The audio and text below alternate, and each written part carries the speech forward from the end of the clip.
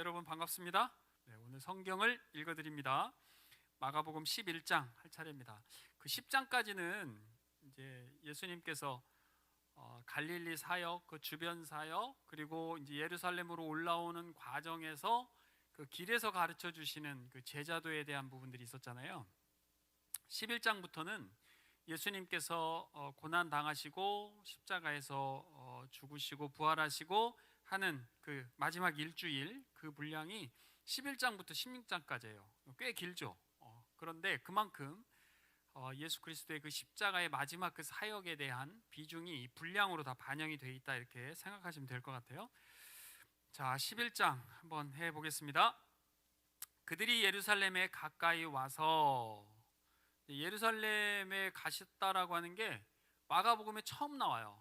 그러니까 마가복음에서는 예수님이 예루살렘에 한 번 가시는 것이 이제 기록되어 있는 거죠.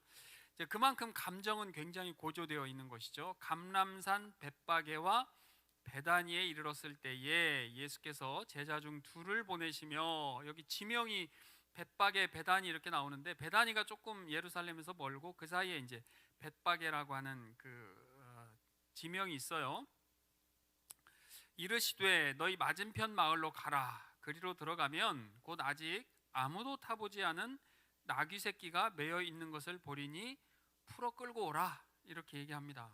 아무도 타보지 않았다라는 말은 이제 왕으로서 왕 외에는 정말 누구도 탈 수 없는 그러한 명예적 측면을 지금 이렇게 들어 보이고 있어요. 그리고 또 과거에는 나귀 자체가 종종 왕실 동물로 이해가 있었다고 해요. 뭐 꼭 무슨 가서 그냥 풀어오라 이렇게 얘기하는 것 같은데 도둑질하는 거 아니니까. 그 다음 그 절에서 우리가 조금 알 수 있어요. 만일 누가 너에게 왜 이렇게 하느냐 묻거든 주가 쓰시겠다 하라. 이거 유명한 말씀이죠. 주님의 어떤 권위. 우리도 그런 것 같아요.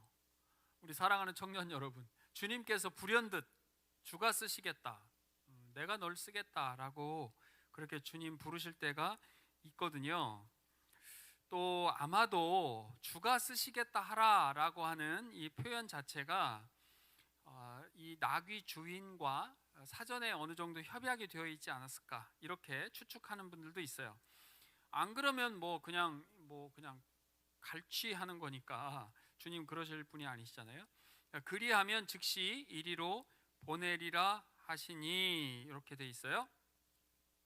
4절에 제자들이 가서 본즉 나귀 새끼가 문 앞 거리에 매여 있는지라, 정확하게 본 거죠. 그것을 푸니 거기 서 있는 사람 중 어떤 이들이 이르되 나귀 새끼를 풀어 무엇하려느냐 하매, 이제 아까 주님 말씀하신 대로 하겠죠. 제자들이 예수께서 이르신 대로 말하는데 이에 허락하는지라. 이걸 가지고 신학자들이 아마 사전에 그렇게 협약이 되어 있지 않았겠는가, 이렇게 추측이죠. 성경에 나와 있지 않으니까. 7절에 나귀 새끼를 예수께로 끌고 와서 자기들의 겉옷을 그 위에 얹어 놓음에, 사람이 한 번도 타본 적이 없으니까 말에 이제 안장이 필요하듯이 이 나귀에게 안장처럼 겉옷을 올려 놓은 것이죠. 주님을 존중하는 그런 마음이 그대로 담겨 있다고 봐요. 예수께서 타시니, 예수께서 성경에 보면 늘 걸어 다니셨어요. 배 타신 것도 물론 있지만 이렇게 짐승에 탔다라고 하는 첫 표현이고 좀 의미심장한 것 같아요.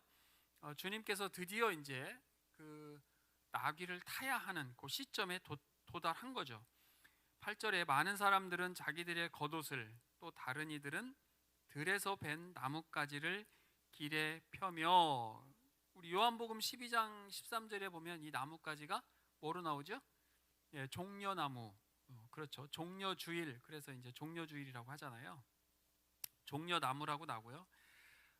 이스라엘 전체를 해방시킬 그러한 강력한 존재처럼 사람들이 지금 환영합니다. 그 마카비라고 있어요. 마카비 혁명이라고, 우리 사복음서에 보면 수전절이라고 하는 게 나오는데, 수전절이 뭐냐면 성전을 정화시킨, 깨끗하게 한 것을 기념해서 수전절이라고 하거든요. 그 당시에 그 예루살렘 성전을 마카비라고 하는 사람이 이제 리더가 돼서 그 깨끗하게 성전을 다시 되찾고 더럽혀졌던 성전을 깨끗하게 했던 그 당시에 마카비가 예루살렘에 입성할 때도 그 당시 많은 사람들이 이렇게 겉옷을 그리고 종려나무 가지를 길에 폈다 이런 기록들이 있어요. 예수님도 그런 존재로서 로마로부터의 그 해방을 가져올 수 있는 진정한 지도자처럼 예수님께서 이제 기대감을 가지고 있는 거죠. 사람들에게 앞에서 가고 뒤에서 따르는 자들이 소리 지르되 호산나. 우리 많이 듣죠? 호산나? 예, 히브리어로 호시아나라는 뜻이에요. 호시아나, 지금 구원하소서라고 하는 뜻이죠. 그래서 지금 구원하소서, 찬송하리로다 주의 이름으로 오시는 이여라고 얘기해요. 주의 이름으로 오시는 이여, 이거 되게 중요한데 시편 118편 26절에 나오는 말이거든요. 여기 앞에 있는 주는 여호와예요. 여호와의 이름으로 오시는 이여, 두 번째 이는 예수님이겠죠. 그러면 어떻게 되겠어요? 예수 그리스도께서 하나님이심을 지금 이 시편 9절을 통해서 마가에서는 표현하고 있는 거죠. 찬송하리로다 우리 조상 다윗의 나라여 가장 높은 곳에서 호산나 하더라. 호산나, 아까 얘기한 것처럼 가장 높은 곳에 계신 이여 우리를 구원하소서, 이렇게 번역할 수 있어요. 호시아나, 찬양의 외침이죠. 하나님의 지지를 받아서 예루살렘으로 들어오시는 예수님인 것을 이걸 통해서 우리가 알 수 있고요. 이 전반적인 분위기가 스가랴서에 있는 9장 9절 말씀이에요. 그 나귀를 타고 오시는 왕이라고 하는 부분을 묘사하고 있는 그 스가랴 선지자, 구약 성경에 스가랴서가 있잖아요. 거기에 보면 이 부분이 예언이 되어 있죠. 11절, 예수께서 예루살렘에 이르러 성전에 들어가사, 드디어 이제 성전에 들어가셨어요. 모든 것을 둘러보시고, 여기 모든 것 의미심장하죠. 주님께서 보시는 것은 다 목적이 있고 의도가 있으니까 모든 것을 다 둘러보시고 때가 이미 저물매 12제자를 데리시고 베다니에 나가시니라. 여러분 어떻습니까? 엄청난 많은 관중들의 환호를 받고 예루살렘에 입성을 하셨는데 사람들은 뭔가를 기대했겠죠. 왕 되신 분이 나귀를 타고 입성하셔서 정말 엄청난 사건을 일으킬 거라고 생각을 했었는데 역시 우리 일반인들이 생각하는 그런 기대와는 아주 다른 예수님만의 메시아이심을 이 모습 보면 일반 사람들은 실망할지 모르겠지만 주님께서 사역의 기본 방향 자체가 어떻다라고 하는 것, 종되고 섬기는 자였고 자기를 죽이고 그런 거잖아요. 군림하고 다스리고 어떤 누군가를 이렇게 크게 영향력을 물리적으로 발휘하는 그런 세상적인 지도자와는 완전히 다른 그런 모습을 볼 수가 있어요. 그리고 아마도 여기서 나가셔서 베다니로 가셨다는 것은 나사로의 집으로 가셨을 것이다, 이렇게 예상합니다. 자, 단락이 이제 좀 나뉘어져요. 12절부터 우리가 잘 아는 무화과나무 아시죠? 무화과나무 그 저주 사건에 대한 부분이 이어져요. 이튿날, 이제 하루가 지났어요. 이튿날 그들이 베다니에서 나왔을 때에 예수께서 시장하신지라. 예수님께서 배가 고프셨어요. 굉장히 좀 인간적인 표현이죠. 예수 그리스도께서 배가 고프셨다. 그런데 성경에 써 있는 단어는 의미 없이 쓰여진 단어는 한 단어도 없습니다. 예수님께서 시장하셨다라고 하는 이 표현을 가지고 어떻게 우리에게 교훈을 주는지 한번 볼게요. 멀리서 잎사귀 있는 한 무화과 나무를 보시고, 자, 잎사귀가 났어요. 무화과 나무에.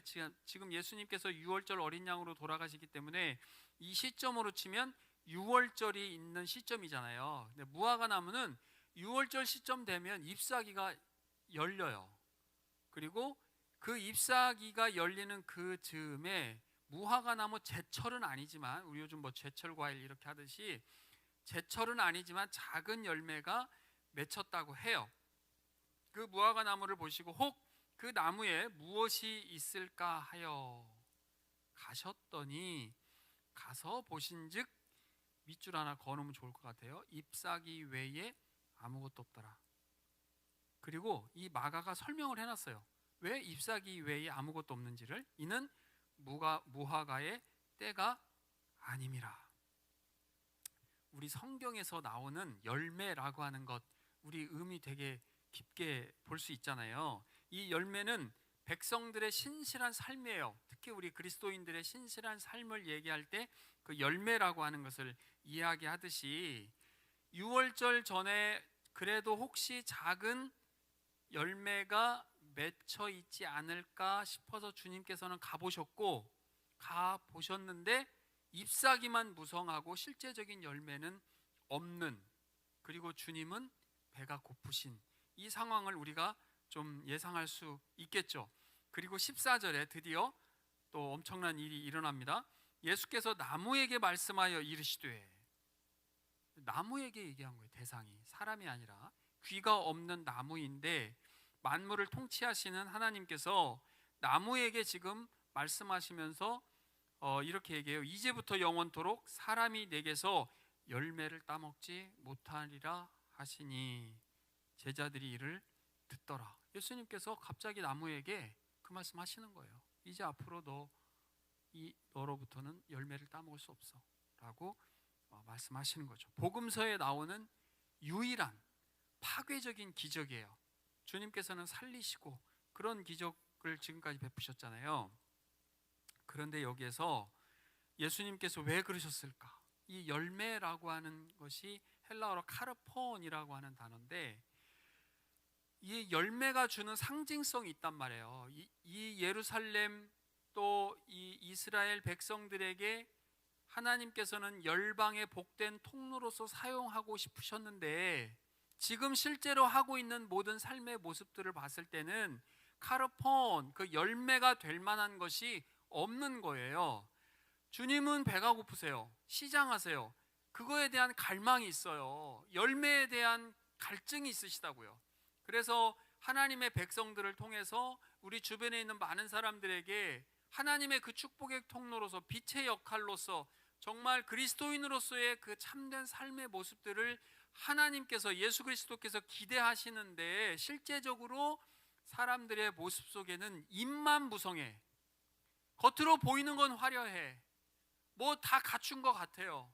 또 자랑하는 거 들어보면 뭐 엄청난 것 같아요.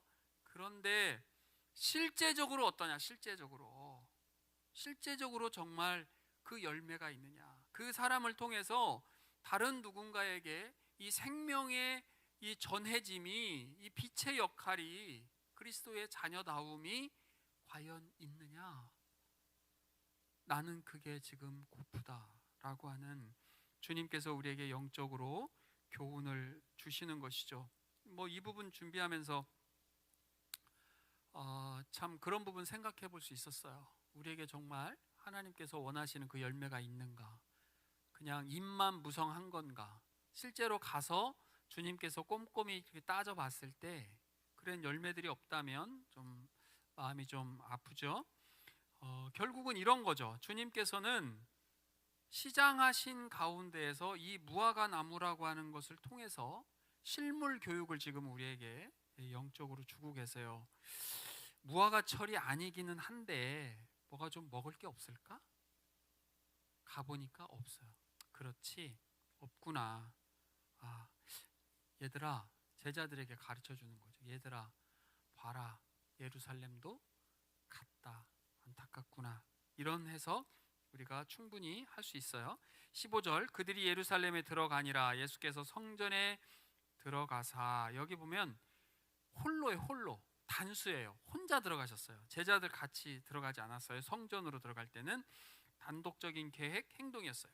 성전 안에서 매매하는 자들을 내쫓으시며, 유명하죠. 이거 잘 아시잖아요. 성전 정화 사건이다 이렇게 표현도 하는데, 돈 바꾸는 자들의 상, 비둘기 파는 자들의 의자 다 둘러 엎으셨어요. 성전은 500, 300m나 되는 굉장히 높은 곳에 남북으로 500m, 동서로 300m나 되는 굉장히 거대하고 높은 그 단 위에 예루살렘 성전이 건설되어 있단 말이에요. 그 안에는 이방인의 뜰, 그 안에 여인의 뜰, 그 안에 남자들의 뜰, 그 안에 제사장의 뜰 이렇게 있어요. 그런데 그 맨 바깥 이방인의 뜰, 그러니까 이방인들도 올 수 있는 그 뜰에서 지금 장사가 이루어지고 있었어요. 매매하고 있었어요. 이제 성전 유월절이고 하면 많은 사람들이 와서 그 사람들이 가지고 있었던 로마 화폐, 헬라 화폐에는 그 로마의 황제 그 얼굴 모양 있잖아요. 그건 이제 우상이기 때문에 성전에서는 쓸 수 없어요. 그러니까 유대인의 화폐로 다시 바꿔야 돼. 그래서 이제 그런 어떤 돈 바꾸는 그런 행위들이 그대로 있었던 거죠. 그런데 이 과정에서 많은 사람들이 이제 폭리를 얻은 거죠.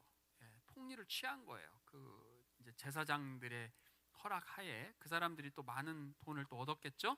이제 그런 전반적인 것들을 주님께서는 알고 계셨기 때문에 이런 것들에 대해서 다 둘러 엎으신 거죠. 그 당시에 유대인 20세 이상 되는 남자들 성전세를 반세겔로 다 내야 됐었고, 또 이 부분은 스가랴서에 또 나와요. 아까 스가랴 9장 9절에 보면 나귀를 타고 왕이 입성하는 그거에 대한 예언이 있었는데, 스가랴서 14장 21절에 보니까 성전 상인들 다시는 잊지 않게 하겠다, 이런 말씀들이 예수 그리스도를 통해서 지금 이제 이 현실적으로 성취가 되는 거죠. 16절 아무나 물건을 가지고 성전 안으로 지나다님을 허락하지 아니하시고, 이 무슨 뜻이냐면 성전 제사에 필요한 물건들이 있지 않았겠어요? 성전 안에서 쓰임새가 있잖아요. 우리도 교회 안에 보면 여러 가지 이제 교회 물품들이 필요한데, 성전 제사에 필요한 물건들 가지고 다니지 마라, 예수님께서 거기서 딱 제재를 하신 것이죠. 이제는 형식적인 제사 그런 거 다 이제 필요 없다, 이렇게 우리에게 지금 의미로 담아서 주세요. 이에 가르쳐 이르시되 기록된 바 내 집은 만민이 기도하는 집이라 칭함을 받으리라고 하지 아니하였느냐. 이사야서 56장에 나온단 말이에요. 내 집은 만민이 기도하는 집이다. 모든 민족을 위해서 기도해야 되는 집이다. 열방 모든 민족들이 주님께로 돌아올 수 있도록 그렇게 기도할 수 있는 그런 집인데, 너희는 강도의 소굴을 만들었도다 하시매. 이제 성전 상권을 통한 사리사욕, 그 강도짓하고 똑같은 거다. 본래 성전의 의미가 뭐예요? 본래 성전의 기능이 뭐예요? 속죄하는 거, 용서하고 기도하고 그렇게 하는 거잖아요. 그렇게 거룩함을 유지하면서 예배할 수 있도록 했던 그런 성전인데, 그 기능 다 못하게 하고 지금 이렇게 장사하는 것처럼 돼버렸다. 말이 되지 않는다. 이제 성전의 기능이 누구에게로 넘어와요? 그 높게 그렇게 화려한 예루살렘 성전에서 이제는 참 성전 되신 예수 그리스도께로 그 모든 성전의 기능들이 옮겨져 오겠죠. 자, 18절에 대제사장들과 서기관들이 듣고 예수를 어떻게 죽일까 하고 꾀하니, 드디어 이제 주님을 죽이려고 하는 것에 대제사장이라는 단어가 등장하고 있어요. 이제 전면에 나서는 거죠. 자기들의 권위에 도전하고 있다고 생각했는데, 이 사람들이 왜 그렇게 하려고 했느냐? 죽일까 하고 꾀하니 이는 무리가 다 그의 교훈을 놀랍게 여김으로 그를 두려워함일러라. 예수 그리스도를 죽이려고 하는 그 감정의 가장 근원에 뭐가 있어요? 예수님을 두려워했단 말이에요. 많은 사람들이 그를 따르고 하니까. 여러분 어때요? 주님의 말씀을 들으면 어떤 사람들은 그 권위에 순종하고 그 경건한 두려움을 가지고 주님을 경배하고 예배하고 그분의 말씀에 우리가 권위를 받고 순종하려고 하는 사람이 있는가 하면, 어떤 사람들은 듣기 싫다, 닫다, 버리고 멀리하고 배척하고 주님을 죽이는 그러한 큰 두 부류로 우리가 나눌 수 있어요. 여러분, 선택을, 믿음의 선택을 해야 되겠죠. 예수 그리스도를 향한 경건한 두려움으로 가면 좋겠어요. 19절 그리고 날이 저물매 그들이 성 밖으로 나가더라. 어디로 가셨는지 언급하지 않아요. 그들이 아침에 지나갈 때 다시 또 날이 밝았어요. 무화과 나무가 뿌리째 마른 것을 보고. 여러분, 식물이 마르면 어디서부터 말라요? 잎사귀부터 마르잖아요. 나무 끝부터 마르잖아요. 그런데 이 나무는 뿌리째 마른 것을 보고 베드로가 생각이 나서 여짜오되 라삐어 보소서 저주하신 무화과 나무가 말랐나이다. 예수님의 답이 이래요. 예수께서 그들에게 대답하여 이르시되 하나님을 믿으라. 무슨 뜻이에요? 무화과 나무 다 말랐습니다, 이렇게 얘기하니까 하나님께서 지금 신적인 기적 파트로 넘어오신 거예요. 이제는 그 무화과 나무를 통한 교훈은 이미 다 주셨어요. 열매를 맺어야 된다라고 교훈을 주셨고, 예수님께서 말씀하신 것에 대한 그 신적인 기적, 그것에 대해서는 지금 주님께서는 믿음을 가져라, 하나님에 대한 믿음을 가져라 라고, 하나님의 전능하심을 우리가 받아들여라 라고 하는 쪽으로 지금 한 단계 더 넘어갖고 오신 거죠. 기적을 베푸심에 대한 그런 현상적인 측면을 가지고 믿음을 가진다면 주님의 기적을 경험할 수 있다는 것이죠. 성경의 교훈은 그렇습니다. 하나님께서 믿지 않는 자들에게 기적을 베풀지 않았어요. 우리 마음으로 진정한 신적인 그 기적을 우리가 믿고 우리 삶을 살면서 그 기적을 직접 우리가 체험할 경우도 있고 그냥 지나가는 경우도 물론 있지만, 하나님께서는 필요에 따라서 주시니까 주님의 기적을 믿음을 가지고 있는 상태에서 우리가 경험할 수 있다. 내가 진실로 너에게 이르노니 누구든지 이 산, 시온산이에요. 성전이 있는 그 산이에요. 결국은 성전을 의미하는 것이기도 해요. 더러 들리어 바다에 던져지라 하며 그 말하는 것이 이루어질 줄 믿고 마음에 의심하지 아니하면 그대로 되리라. 보이는 성전 사라지더라도 우리가 가질 믿음, 하나님에 대한 믿음, 이루어질 줄 믿고 마음에 의심하지 아니하면 믿음의 능력 우리에게 주신다. 기억하면 좋겠어요. 이루어질 줄 믿고 마음에 의심하지 아니하면, 그러므로 내가 너에게 말하노니 무엇이든지 기도하고 구하는 것은 받은 줄로 믿으라. 받았다고 믿으라. 주님께서 시점의 문제는 주님께서 주관에 가세요. 우리에게 가장 선한 때에 하나님께서 그렇게 그 기도를 응답시켜 주신다고요. 우리는 지금 당장 나에게 필요한 이때에 나의 이 간절함, 이 애끓는 기도를 하나님 지금 들어주세요라고 기도하죠. 그러나 하나님께서 그 기도를 들으시고 하나님께서 우리에게 가장 선한 때에 그 기도를 응답해 주신답니다. 그렇게 우리가 믿으면, 그리하면 너희에게 그대로 되리라. 무엇과 무엇을 연결한 거죠? 지금 믿음과 기도죠. 우리가 기도할 때 정말 내가 이렇게 기도하지만 실제로 될까? 우리 스스로 잘 알아요. 그게 정말 믿음을 가지고 기도하고 있는 것인지. 그렇죠? 우리가 정말 100% 순도 100%의 믿음을 가지고 하나님께서는 못하실 게 없으시기 때문에 우리의 생각과는 다르신 그 깊고 오묘하신 하나님의 생각 그대로 우리에게 적용시켜 가실 텐데, 우리는 순수하게 우리의 바람을 하나님께 기도로 아뢰드리고 하나님께서는 그 기도를 가장 아름답고 선한 때에 우리에게 응답해 주신다. 그래서 믿음과 기도는 연결되는 거예요. 같이 가는 거예요. 믿음의 효과 뭘 통해서 나타난다는 거예요? 기도를 통해서 나타나는 거예요. 믿음이 있는 사람은 기도할 수밖에 없어요. 기도하지 않는 사람 믿음이 없는 것이고, 믿음이 있는데 기도하지 않을 수 없는 것이죠. 우리가 기도하고 있다면 믿음이 있는 거예요. 우리가 하나님, 제가 믿음이 없습니다, 하나님 도와주세요라고 간절하게 진솔하게 정말 솔직하게 하나님 앞에 기도한다라고 하는 것은 우리에게 믿음이 있는 것이죠. 믿음이 있는 자 구원을 받는 거예요. 그렇기 때문에 우리가 하나님께 드려지는 그 가장 순수한 기도의 행위를 우리가 믿음으로 연결시킬 수 있다라고 하는 것, 말씀을 통해서 배울 수 있는 것이죠. 25절 서서 기도할 때에, 이게 무슨 뜻이냐면요, 기도하려고 섰을 때예요. 그때 유대인들은 서서 기도했단 말이에요. 하나님 앞에 서서 기도했기 때문에 우리가 서서 기도할 때라고 번역은 했지만, 기도하려고 하나님 앞에 섰을 때 아무에게나 혐의가 있거든 용서하라. 이거 무슨 얘기죠? 하나님과 나와의 관계만 지금 우리가 알고 하나님 앞에 기도했었던 것인데, 하나님께서, 예수님께서 지금 어떻게 말씀하시는 거예요? 우리가 기도할 때에 다른 사람과의 관계도 매우 중요하다. 다른 사람에게 누구를 탓하고 있는 어떤 것이 있거든 용서해줘라. 그리하여야 하늘에 계신 너희 아버지께서도 너희 과실, 허물을 용서하여 사하여 주시리라 하시니라. 여러분, 우리가 누구를 용서한다고 그 죄가 없어집니까? 우리 지금 스태프들 열심히 저를 돕고 계시는데, 우리 원석 형제가 뭘 잘못했어. 근데 제가 내가 용서해 줄게 라고 하면 그 죄가 없어집니까? 아니죠. 왜냐하면 그 사람에게 있는 죄는 누가 용서해 주는 거예요? 하나님께서 용서해 주시는 거잖아요. 그러나 우리 사람과의 관계 속에서 그 죄를 용서해 준다라고 하는 것 자체는 주님께서 우리에게 원하시는 그 조건으로 보신다는 거예요. 여러분, 용서를 누군가에게 용서를 베풀었을 때 그 마음이 얼마나 시원해지는 거 경험하시죠? 아, 내가 저 사람 진짜 용서한다 했을 때 그 마음의 시원함, 우리가 하나님께 용서 받았을 때의 그 감정, 그렇게 주님께서 우리에게 주시는 거예요. 방금 제가 한 얘기 이해하시죠?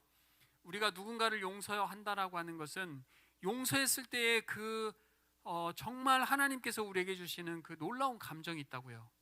그 감정을 주님은 우리에게 선물로 경험케 하고 싶으신 거죠.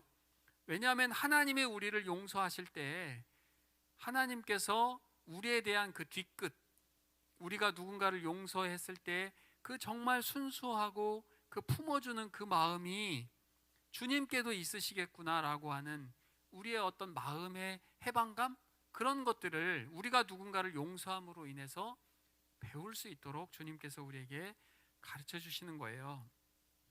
자, 그리고 이것이 이제 성전의 기능으로 넘어갈 수 있는 거예요. 처음에 믿음, 기도, 그 다음에 기도에서 믿음으로 이제 너희가 그 믿으면 무화과나무 저주를 통해서 믿음이라고 하는 것을 가져왔고, 너희가 기도하면 이 산이 옮겨질 것이다라고 하는 믿음으로 연결이 되었고, 이제 주님께서 용서까지 연결시켜 주시는 거예요. 그래서 믿음, 기도, 용서, 믿음, 기도, 용서 이렇게 연결되는 것이죠. 그걸 믿기용, 첫 글자를 딴다면 믿음, 기도, 용서 이렇게 연결되는 것, 그것이 어떻게 보면 성전의 기능이기도 하고, 여러분 고린도전서 3장 16절에 보면 우리가 하나님의 성전이라고 그러셨죠. 우리가 하나님의 성전이라고요. 그러면 우리가 믿음을 가지고 기도하고 누군가를 용서하는 이 삶 자체는 어떻게 보면 우리가 성전으로서의 기능, 성전된 우리가 삶을 살아가는 그러한 모습으로 성경에서 이렇게 가져다가 이해할 수 있는 것이죠. 26절은 없음. 자, 그 다음부터는 이제 전체 6개의 논쟁이 나오는데 그 중에 이제 첫 번째예요. 그들이 다시 예루살렘에 들어가니라. 이제 들어가셨어요. 예수께서 성전에서 거니실 때에 대제사장들과 서기관들과 장로들이 나와 이르되 무슨 권위로 이런 일을 하느냐? 누가 이런 일을 할 권위를 주었느냐? 아무래도 성전에서 다 뒤집어 엎고 쫓아내고 이런 일을 하셨잖아요. 신성모독으로 죽이려고 해요. 지금 이 사람들이 예수님께 어떤 죄목을 씌워서 예수님 자체, 성전 제도 자체를 부정하려고 하는 그러한 일들에 대해서 신성모독으로 몰아서 성전을 모독했으니까 예수님을 해하려고 했던 그런 부분인데, 네가 무슨 권위로 그런 일을 했느냐라고 지금 얘기를 하는 거죠. 예수님께서 뭐라고 답변하세요? 이르시되 나도 한 말을 너에게 물으리니 대답하라. 그리하면 나도 무슨 권위로 이런 일을 하는지 이르리라. 요한의 세례가 하늘로부터냐 사람에게로부터냐? 내게 대답하라. 세례자 요한이 세례 주는 것이 과연 그 사람 개인적으로 해서 하는 것이냐, 아니면 하나님께서 그 권위를 부여한 것이냐라고 지금 되묻는 것이죠. 저희가 서로 의논하여 이르되 만일 하늘로부터라 하면 어찌하여 그를 믿지 아니하였느냐 할 것이니, 이 사람들 세례 안 받았거든요. 세례 요한이 회개하고 와서 세례 받고 회개하라 라고 했을 때, 회개의 세례를 받으라라고 했을 때 이 사람들 거부했던 사람들이에요. 그렇기 때문에 하늘로부터라고 했다면 그럼 왜 세례를 안 받았어? 이렇게 얘기할 수 있잖아요. 그러면 사람에게로부터라 할까 하였으나 모든 사람이 요한을 참 선지자로 여김으로 그들이 백성을 두려워하는지라. 사람으로부터 왔다, 사람으로부터 기인했다 세례 요한이 라고 한다면 그 엄청난 많은 사람들에게 있었던 그 놀라운 역사를 다 부정하는 것이 되잖아요. 그 사람들이, 그 군중이 두렵단 말이에요. 그거 말이 안 되는 거예요. 자, 여기에는 딜레마가 있어요. 예수님의 사역을 누가 증언해 줬죠? 세례 요한이 증언해 줬잖아요. 예수님께서 세례를 받을 때 하늘에서 성령이 비둘기처럼 내려오고 하늘이 열리고 하나님께서 있는데 사랑하는 아들이라고 이야기할 때 그것을 첫 증언해 준 사람이 세례 요한이에요. 그러면 세례 요한이 사람에게서부터 왔다라고 지금 말도 할 수 없는 그런 상황인 것이 분명한데, 하늘로부터 왔다라고 하면 하나님의 그 권위가 그대로 드러나는 거기 때문에 이 사람들이 여기서는 아무런 대답할 거리가 없는 거겠죠. 아무 말 못하는 거예요. 당연히 하늘로부터 온 게 분명한데 하늘로부터 왔다라고 얘기한다면 성전 모독을, 자기들이 성전 모독으로 주님을 지금 얽어맬 수 없으니까. 이에 예수께 대답하여 이르되 우리가 알지 못하노라 하니, 우리 모르겠다. 패배한 거죠. 지금 이 디베이트 논쟁에서 졌어요. 예수께서 이르시되 나도 무슨 권위로 이런 일을 하는지 너희에게 이르지 아니하리라 하시니라. 이렇게 얘기하는 거예요. 주님의 정말 멋진 디펜스죠. 그리고 오히려 그들의 신앙 없음을 지금 꼬집는 그런 말씀으로 33절까지 오늘 봤습니다.